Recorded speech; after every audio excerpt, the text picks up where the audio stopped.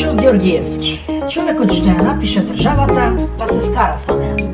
Ако Македонија беше книга, Лјупчо Ѓоргиевски ќе беше авторот што подоцна ќе каже: не ја разбравте како што ја напишав, а народот, народот одамна не чита, само пцуе по рецензии. Тој е интелектуалецот што веруваше дека народот мисли. Лјупчо Ѓоргиевски не дојде како прост популист, тој дојде како писател, мислител, идеолог, човек што мислеше дека ако е нешто логично, ќе биде и прифатено. Првата грешка. Македонската политика не функционира на логика, функционира на навика, инет и мит. А Лјупчо дојде со идеи, премногу идеи за народ што сака едноставни лаги, а не комплицирани вистини. Премиер во време кога државата уште не знаеше што е. Тогаш Лјупчо стана премиер. Македонија беше млада, сиромашна и убедена дека само што не ни тргнало. Народот мислеше дека независноста автоматски значи благосостојба.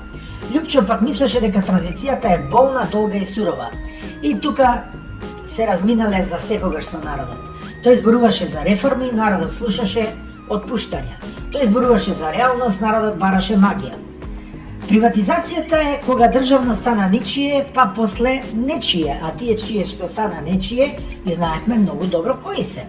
Ако има еден збор што следи Лјупчо, што го следи фактички Лјупчо како сенка, тоа е приватизацијата. Фабриките исчезна, работниците останаа без работа, некои се снајдоа, повеќето не.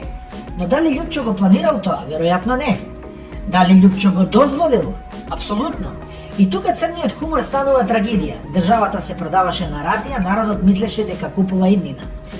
Националист што подоцна им досади на националистите. Лјупчо беше тврд националист, додека не престана да биде удобен. Тој зборуваше за историја, корени, реалност, соседи. Но Македонија не сака реалност. Таа сака приказна каде секојаш сме во право. Кога Лјупчо почна да зборува дека некои митови се митови, народот реши дека и тој е мит, што треба да се избрише. Тој беше од премиер до дисидент, македонска специјалност. Откако падна од власт, Лјупчо не се прилагоди, не се покаја, не се преоблече. Тој ја избра најлошата можна опција за македонски политичар, да биде говно до крај. Почна да зборува работи што не се простуваат, дека сме живееле во илузии, дека историјата не е црно-бела, дека соседите не се секогаш ѓаволи. И тука и официјално стана предавник, иако беше предавник одамна. Во Македонија ако кажеш нешто што боли, не си храбар, ти си платеник, но ако си и платеник и предавник, тогаш си дефинитивно Лјупчо Ѓоргиевски. Бугарија бидна последниот клинец. Кога Лјупчо почна отворено да зборува за Бугарија, народот не го слушаше навреда. Без разлика што кажал, без разлика што мислел, пресудата беше донесена однапред. И тука доаѓаме до најцрниот момент.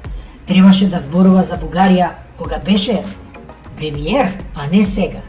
Човек што учествувал во создавањето на македонската државност, тогаш стана нејзиниот непријател.